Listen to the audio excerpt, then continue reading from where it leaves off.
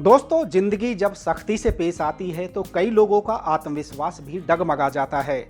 लेकिन ऐसे भी लोग होते हैं जो पॉजिटिव सोच के साथ हालातों का डटकर मुकाबला करते हैं।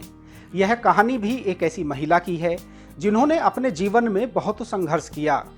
उनके पति उनका साथ छोड़ देते हैं, जिसके बाद उनके सामने अपने बच्चों की परवरिश करने और अपना खुद का भविष्य तय करने की जिम्मेदारी आ जाती है। लेकिन इसके बाद भी वह हार नहीं मानती। उन्होंने बिना टूटे बिना बिखरे सफलता की एक ऐसी मिसाल कायम कर दी जिस पर लोग भी हैरान रह गए। आशा कंडारा की सिर्फ इतनी सी पहचान थी कि वह राजस्थान के जोधपुर शहर के नगर निगम में एक सफाई कर्मचारी हैं, लेकिन अब उनकी पहचान एक अधिकारी के रूप में भी होगी। लोगों के लिए तो यह एक चमत्कार हो सकता है, लेकिन आशा ने इस मुकाम को हासिल करने के लिए बहुत संघर्ष किया। आशा कंडारा ने जब 12वीं पास की तो उनके घर वालों ने उनकी शादी कर दी। शादी के बाद उनके बच्चे भी हुए, लेकिन उनकी गृहस्थी की गाड़ी बहुत लंबा सफर तय नहीं कर सकी और उन्हें अपने पति से अलग होना पड़ा।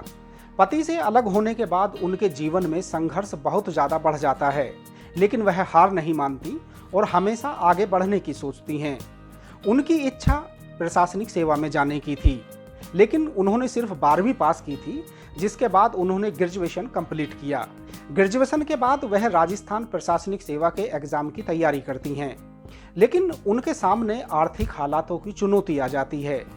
अपने घर को चलाने के लिए वह तरह तरह के काम ढूंढने की कोशिश करती हैं। इसी बीच नगर निगम में जॉब निकलती हैं। यह जॉब सफाई कर्मचारी के पद पर थी।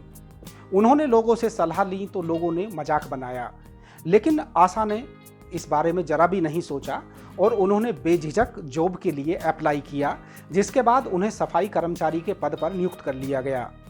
आशा का काम नगर निगम की टीम के साथ सड़कों पर झाड़ू लगाना था। अपने काम को वह बखूबी अंजाम दिया करती थी, क्योंकि यही उनकी नौकरी थी। इसके बाद जो वक्त उनके पास बचता था वह अपनी पढ़ाई भी किया करती थी।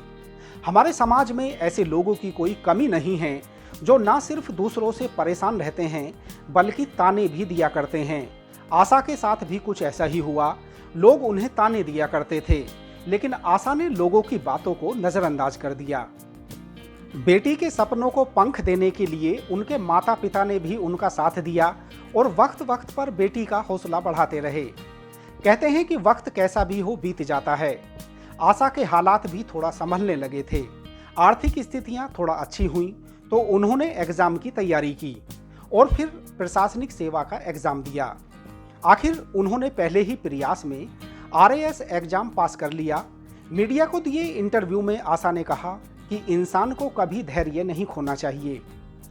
आशा कंडारा ने वाकई यह साबित कर दिखाया कि यदि इंसान चाहे तो फिर कुछ भी नामुमकिन नहीं होता।